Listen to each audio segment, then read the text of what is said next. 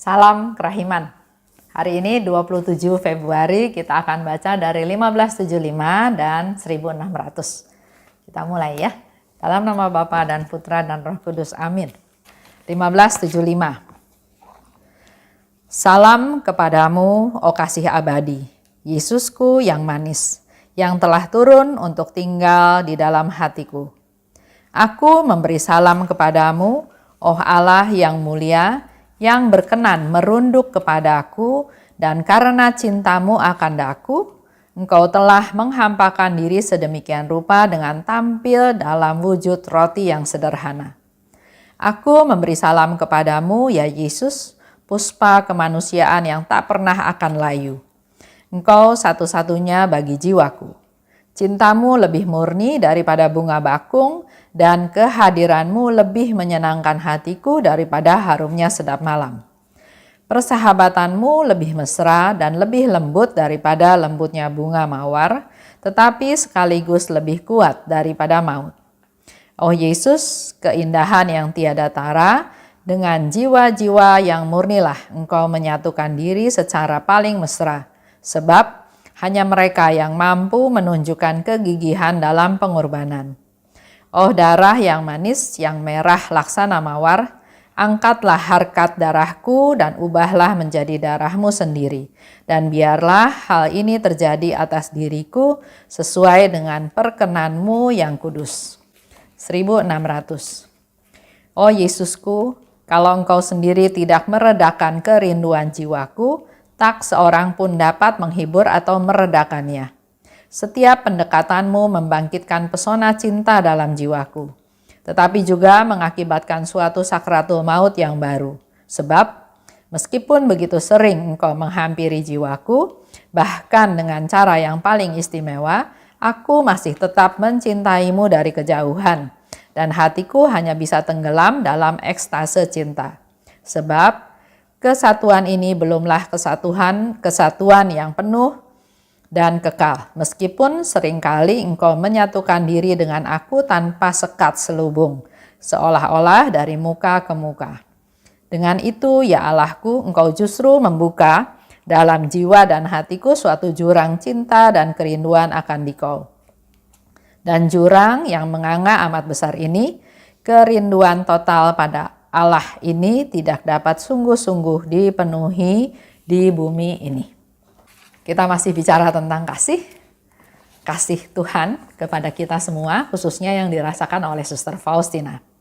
Salam kepadamu, oh kasih abadi, Yesusku yang manis, yang telah turun untuk tinggal dalam hatiku. Dia mengungkapkan rasa sukacitanya, rasa kegembiraannya dengan mengatakan hal tersebut. Yesus yang manis, yang mau turun dan tinggal di dalam hatiku. Dikatakan lebih lanjut, Yesus yang mulia, yang mau berkenan merunduk kepadaku. Jadi kita pun bisa mengungkapkan hal yang sama seperti Suster Faustina kepada Yesus. Dia sebagai penolongku, sebagai penghiburku, Yesus yang manis, Yesus yang baik, Yesus yang murah hati, Yesus yang peduli. Apa aja yang kita alami ya. Dan karena cintamu akan daku, engkau telah menghampakan diri dengan tampil dalam wujud roti yang sederhana. Ini seperti yang kita dengar kemarin ya. Yesus mau memberikan diri seutuhnya kepada kita. Dan hari ini Suster Faustina katakan karena cintamu padaku, karena dia mencintai kita seluruh manusia, dia mencintai Bapak, Ibu, dan kita semua, maka dia mau menghampakan diri dan menjadi roti yang sederhana. Engkau satu-satunya bagi jiwaku. Buat Suster Faustina yang terutama prioritas hidup dia adalah Tuhan. Kehadiranmu lebih menyenangkan hatiku daripada harumnya sedap malam. Ini satu ungkapan yang dikatakan oleh Suster Faustina. Dia sangat menghargai kehadiran Tuhan dan kehadiran itu membawa dia sukacita, bahagia, damai, kegembiraan. Bahkan dikatakan persahabatanmu lebih kuat daripada maut. Itu puji-pujian.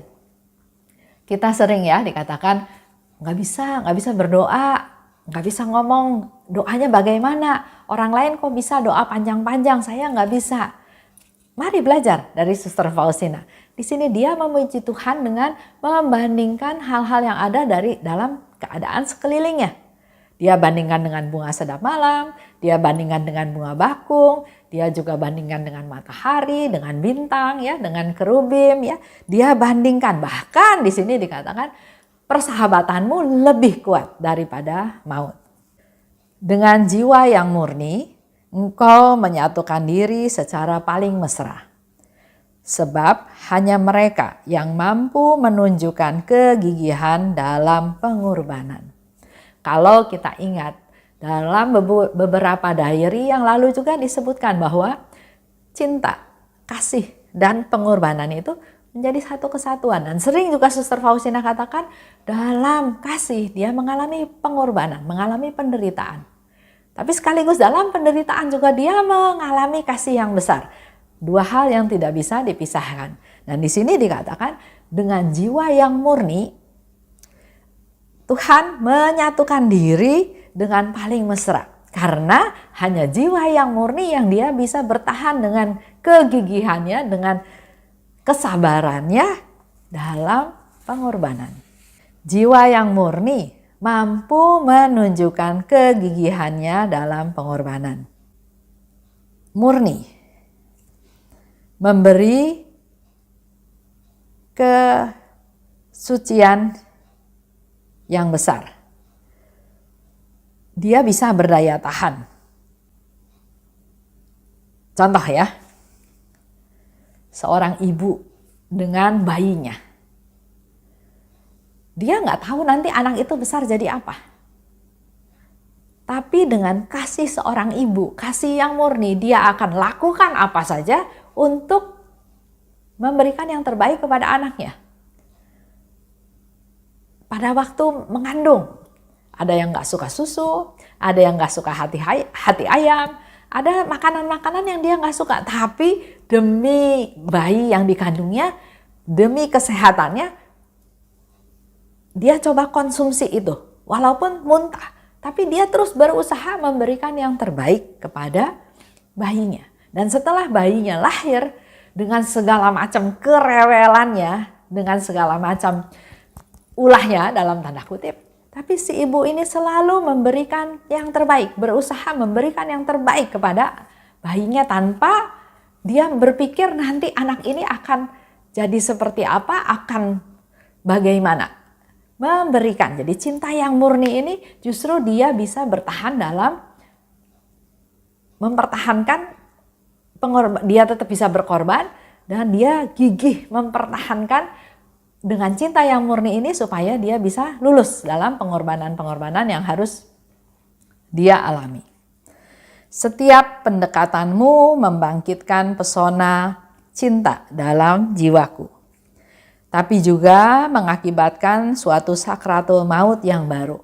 Seperti yang saya katakan, di dalam rasa cinta yang besar Suster Faustina, tapi pada saat yang sama dia juga merasakan sakratul maut yang baru. Ada cinta, ada penderitaan dalam waktu yang sama.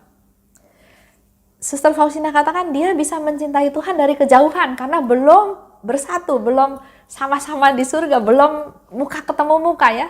Walaupun Tuhan datang, walaupun Tuhan menghibur dia, walaupun Tuhan berkata-kata, tapi ada satu kerinduan yang belum bisa terrealisasi karena Suster Faustina masih di bumi. Nah, itu yang dirasakan dia sebagai satu penderitaan, satu sakratul maut yang baru. Karena kesatuannya memang belum penuh dan belum kekal. Justru membuka dalam jiwa dan hatiku jurang cinta dan kerinduan akan dikau. Jurang yang menganga amat lebar. Karena begitu besar kerinduannya, dan jadi dia merasakan jurangnya itu juga menganga, terbuka begitu lebar yang nggak tahu kapan bisa dilewati. Karena kerinduan akan Allah ini tidak dapat sungguh-sungguh dipenuhi di bumi. Itu yang menyebabkan dia mengalami sakratul maut yang baru. makin merasakan cinta, makin ingin bersatu, tapi waktunya belum tiba, maka hal inilah yang menyebabkan dia mengalami sakratul maut yang baru tadi dikatakan ya, karena masih harus berpisah lagi. Suster Faustina masih harus berjuang, masih harus ada di bumi, belum bersama-sama dengan Tuhan di surga. Contoh, mungkin contohnya nggak terlalu pas ya, tapi ini yang saya alami waktu saya waktu pacaran sama suami saya sekarang ya. Jadi waktu itu dia kerja di luar pulau, dia kerja di Jambi. Saya masih di Jakarta, masih di Bandung bahkan, karena saya masih kuliah. Waktu itu ya pacaran, setelah pacaran akhirnya menikah ya. Tapi karena pekerjaan, dia di Jambi, saya masih harus menyelesaikan kuliah saya di Parahyangan di Bandung, maka ada waktu yang harus berpisah. Pada waktu menantikan dia datang dari Jambi, ada satu sukacita yang luar biasa karena dia mau datang. Pada waktu dia datang ya pasti sukacita ya, bergembira karena bertemu dengan suami. Ada hari-hari di mana kita mengalami sukacita, tapi pada hari-hari tertentu di mana dia harus pulang lagi ke Jambi karena ada proyek, saya belum bisa ikut ke sana karena saya masih kuliah. Itu yang membuat ada satu kesedihan. Waduh, berpisah lagi. Masih perlu waktu lagi untuk ketemu lagi. Nah, perasaan sedih ini ada walaupun masih bersatu karena saya tahu dalam beberapa hari ini dia akan terbang lagi ke Jambi. Nah, ini yang dirasakan ya pasti beda jauh lah ya dengan Suster Faustina. Tapi saya bisa merasakan di satu pihak ada kegembiraan karena dia datang. Tapi di pihak lain juga ada kesedihan, ada kepedihan, ada penderitaan karena hal ini nggak bisa berlangsung seterusnya karena dia harus balik lagi ke proyek. Sedangkan saya masih harus melanjutkan kuliah saya. Sesuatu yang ada cinta, ada kegembiraan, tapi juga ada kesedihan.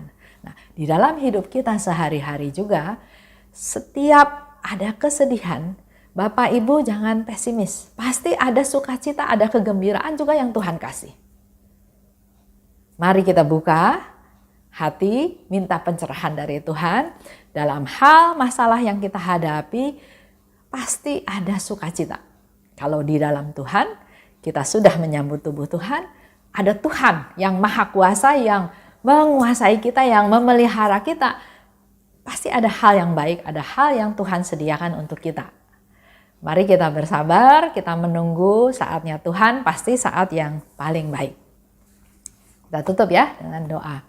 Dalam nama Bapa dan Putra dan Roh Kudus, amin. Oh luka kerahiman, oh hati Yesus, sembunyikanlah aku di dalam lubuk hatimu. Laksana satu tetes darahmu sendiri. Dan jangan biarkan aku terlepas dari situ selama-lamanya. Kurunglah aku di dalam lubuk hatimu, dan ajarlah aku mencintai Engkau. Tuhan, mampukan aku memahami sepenuhnya siapa dirimu. Bawalah aku masuk ke dalam rengkuhan mesramu, sejauh itu dapat ditanggung oleh kodrat insani. Amin. Dalam nama Bapa dan Putra dan Roh Kudus, amin. Salam kerahiman.